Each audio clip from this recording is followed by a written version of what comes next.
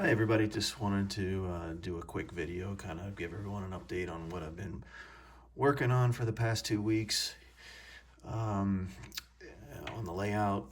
And what I have been doing is working on this Merchants Row 2 building kit from Walthers.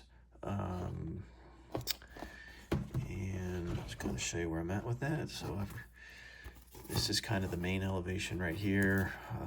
Two storefronts, actually three with this one. And this is all airbrushed, a little bit of hand brushing with the window sills and the window headers and the stone pieces there. But then the storefronts are airbrushed. Pretty happy with the way this is looking so far.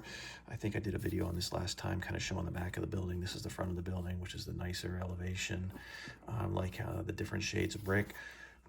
And then the back has been looking really good, kind of very weathered, and I even added some graffiti, some plywood over the windows, and all the header stones and sill stones are hand brushed.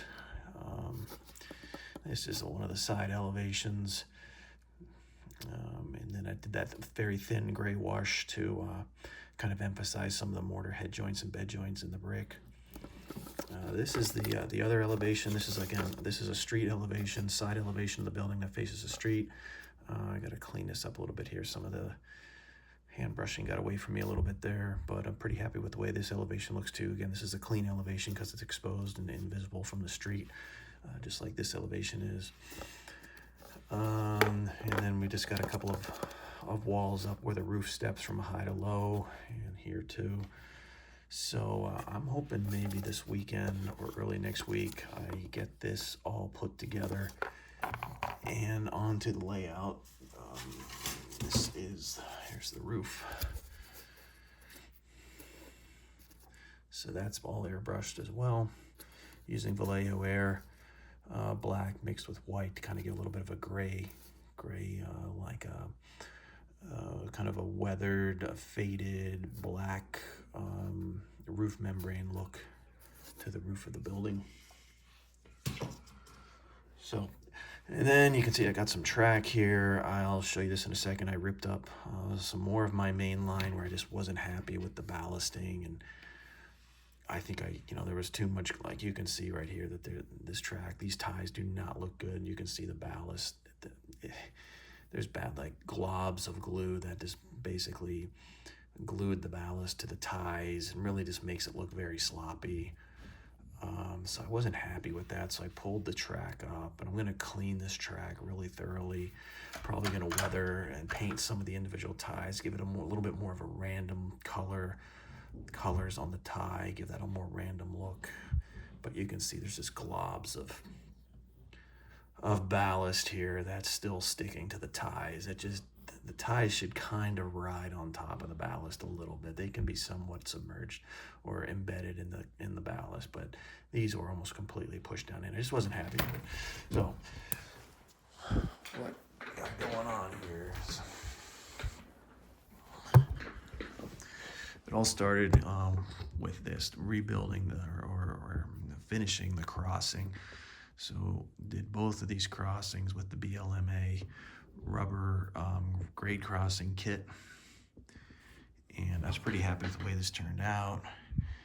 These are just very thin metal pieces, 3 pieces, 1, 2, 3 for each main line, and I just glued it down to the top of the re-railer and then filled in with lightweight compound to give it a concrete look. And then I ripped up the double main line all the way back to there for the same reasons. I didn't like the way it looked. I didn't like the way the ballast went down. I thought it was just sloppy. And then you can see when I pulled this track up and had it over on the desk, I was able to randomly pick some ties and just give them different colors, different shades of brown. Just a little bit more of a weathered look, almost like these ties have been replaced and these are older. And I just kind of did that all the way down the line. And, I ripped it up all the way to right about here. This one I could only I took up right to there, just beyond the switch. And again, just really cleaned it, got rid of all that ballast that was glued between the ties. I was able to weather some of the ties, paint some of the ties, put it down. I like the way now it looks a lot cleaner. It sits on top of the ballast. The ties sit on top of the ballast a little bit. I brought the ballast in so I have more separation from the road to the track. So this, like right away, this green area here is a lot cleaner. It's a little bit wider. I like that look. So I'm like, well, why don't I keep going to the left here? So yesterday I pulled up this whole track all the way down, and that's the one that I just showed you that's sitting over there on the desk. And you can see the, here's the cork roadbed.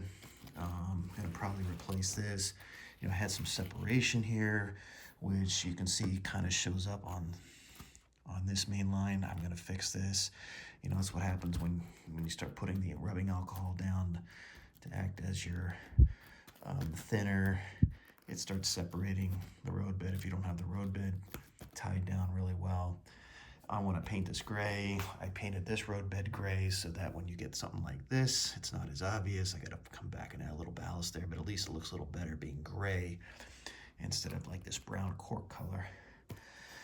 And then I was trying to figure out right here, there's a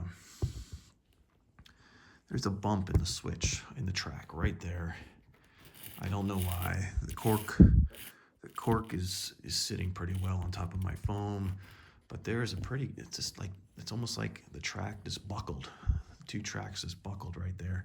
So I want to dig into that. I think these ties are up kind of high off of the cork roadbed, like just like a wad of glue and ballast pushed it up, or somehow I bent that switch, these two rails of the switch when I put this switch down a long time ago. So cleaning this up, probably gonna replace this piece of cork roadbed, paint it gray, get it really fastened down and glued this time so it doesn't separate. And I'm hoping to finish that up here in the next week or so, because I was pretty happy with how that looks now. I think that this looks a lot cleaner and tidier. The ballast, especially, you know, on the slope here, the ballast just looks a lot cleaner. So, and then I think eventually I'm gonna replace this curve as well. I just think I can do a better job learning as you go. You get better and better as you go, and you look back at what you did months and months ago, and you're like, I can do better now. So, and I gotta fix the color on this. I widened the road out from here to here, and I like these. They kind of look like potholes, but this, I gotta change this gray. It's just not matching very well with the concrete gray used on the state highway here.